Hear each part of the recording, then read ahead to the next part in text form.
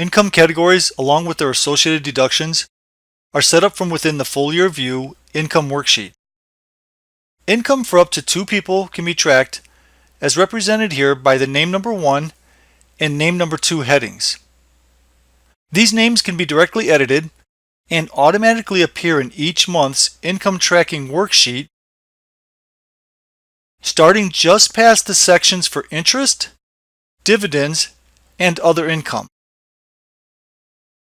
Returning to the Full Year View Income Worksheet, you'll notice that expense categories, starting here with gross amount and ending at union dues, have all been typed in. Unlike the Full Year Budget Worksheet, where expense categories are set up, there are no drop-down boxes that offer recommendations. That's because most people should be able to find the deductions which need to be entered in this section straight from their paycheck.